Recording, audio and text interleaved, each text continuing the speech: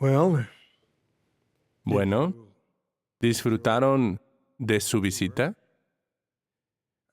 No la visita a Warwick, Wallkill o Patterson, sino la que hicimos al templo de Ezequiel durante nuestra lectura semanal con la congregación. that we've been reading about in the book of Ezekiel. ¡Qué impresionante fue!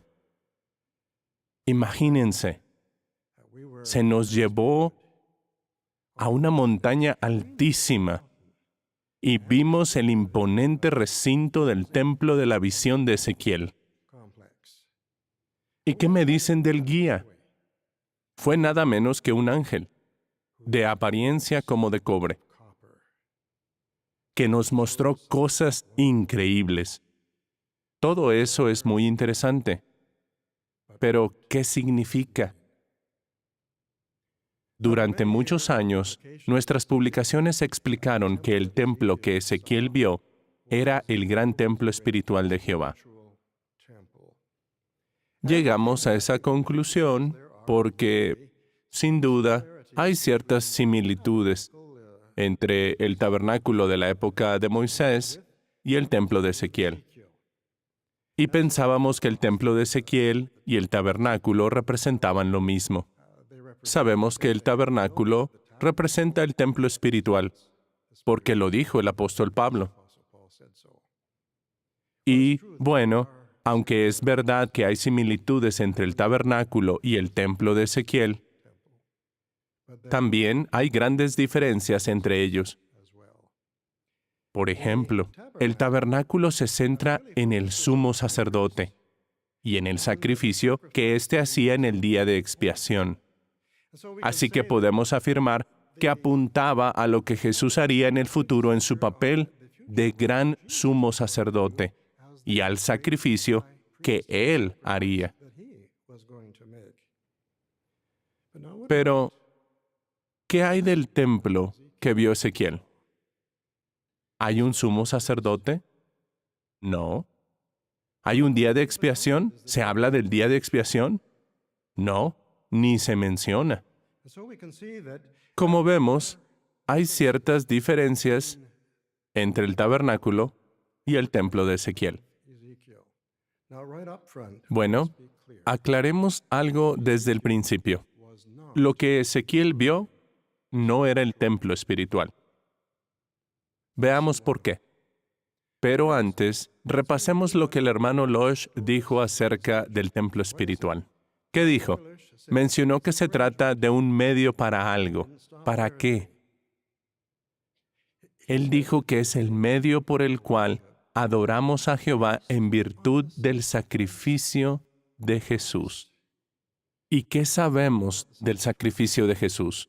Vayamos a la Biblia, al libro de Hebreos, capítulo 9.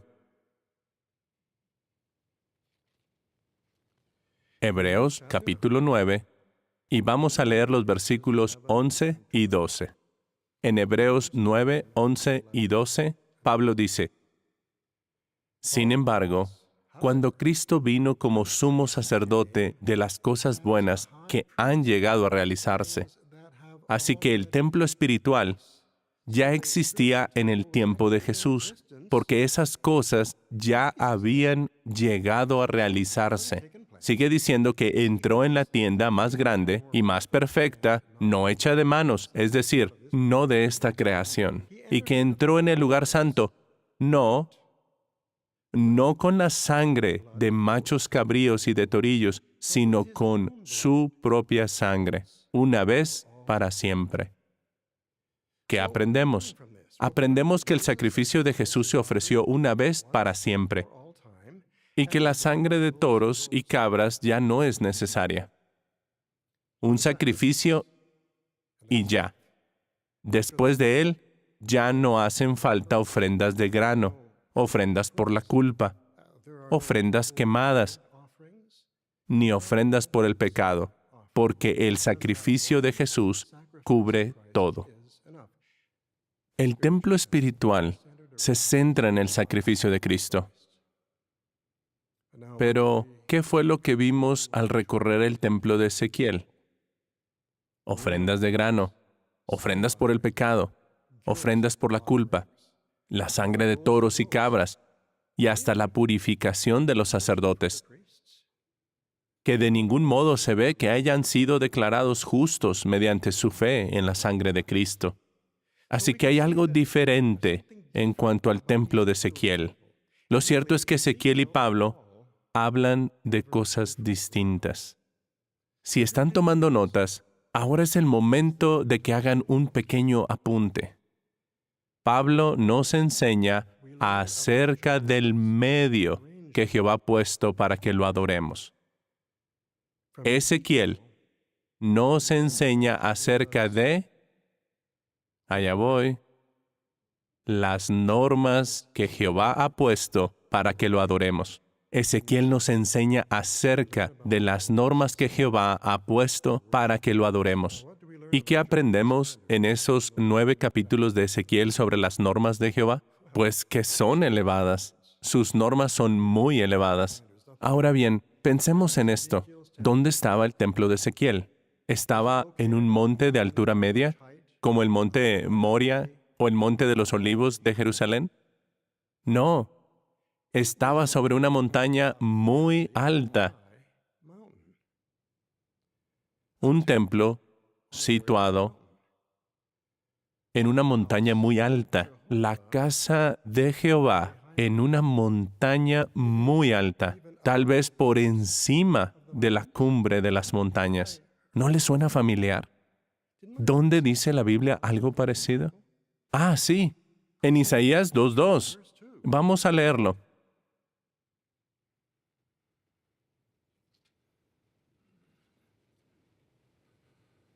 Isaías 2:2 dice, en la parte final de los días. Eso no es el año 29, ¿verdad? En la parte final de los días tiene que suceder que la montaña de la casa de Jehová llegará a estar firmemente establecida por encima de la cumbre de las montañas, y ciertamente será alzada por encima de las colinas, y a ella tendrán que afluir todas las naciones. De modo que esta profecía nos ayuda a entender cuándo se cumple a mayor escala la visión del templo de Ezequiel. No fue en el año 29 de nuestra era, cuando llegó a existir el templo espiritual, sino que es en la parte final de los días.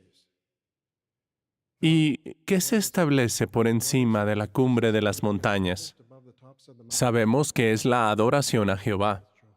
Así que, como la adoración a Jehová se establece por encima de la cumbre de las montañas en la parte final de los días, la visión del templo de Ezequiel debe cumplirse en la parte final de los días, no en el año 29. Pero la montaña que vio Ezequiel no es lo único que es alto. Él también vio unas puertas que daban paso al área del templo. Esas puertas medían unos 30 metros de altura. También había cámaras o cuartos de la guardia en las distintas entradas para que ninguna persona impura pudiera entrar. ¿Por qué? Porque hay que respetar las elevadas normas morales de Jehová. El templo de Ezequiel tenía otro detalle que llama la atención, y es que había un muro que rodeaba el templo, todo el recinto del templo. Cada lado medía más de 1,5 kilómetros, mientras que cada lado del templo era de 260 metros. Así que el templo ocupaba una superficie relativamente pequeña en comparación con todo el espacio que había alrededor. Lo vemos en la imagen. Tal vez así nos hagamos una idea. ¿Ven el templo en el centro? Todo ese espacio y luego el muro alrededor. ¿Por qué será así? Jehová da la respuesta en Ezequiel 43:9. Alejen de mí su fornicación espiritual. Cualquiera que supiera cómo era la antigua Jerusalén entendería esto. Porque en aquel tiempo solo había un muro que separaba el templo de las casas.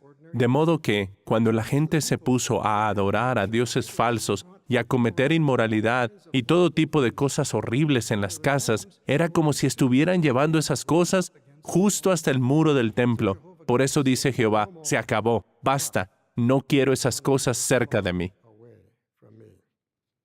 La visión del templo de Ezequiel tiene un cumplimiento a mayor escala y otro a menor escala.